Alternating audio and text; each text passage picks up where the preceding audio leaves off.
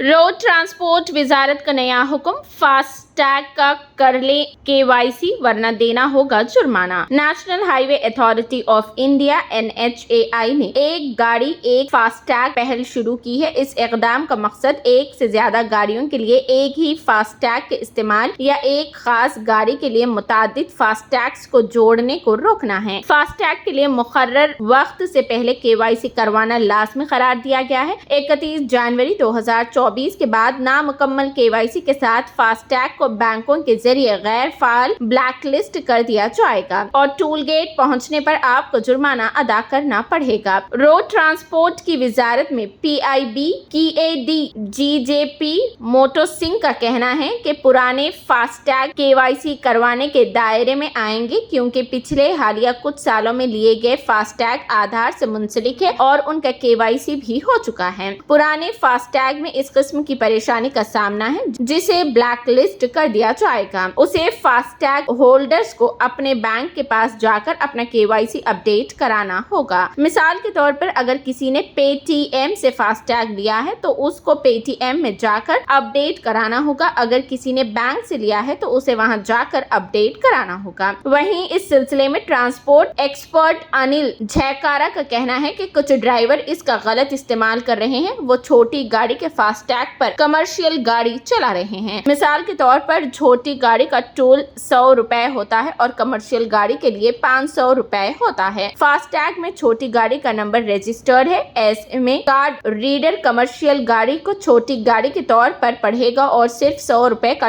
Toll काटा जाएगा। इस तरह ड्राइवर आमदनी का नुकसान कर रहे हैं, इसलिए एक गाड़ी में एक फास्टैग लगाना लाजमी होगा। इस्तेमाल करने वालों को भी एक गाड़ी यानी फास्टैग की तामील करनी होगी और अपने मुताल्लिका फास्टैग एक फास्टैग बैंकों के जरिए पहले जारी किए गए तमाम अकाउंट ही फास्टैग को जोड़ना होगा। सिर्फ ताज़ा तरीन 31 जनवरी 2024 तक फाल रहेगा क्योंकि पिछले टैक्स के बाद गैर फाल यानी ब्लैक लिस्ट कर दिया जाएगा।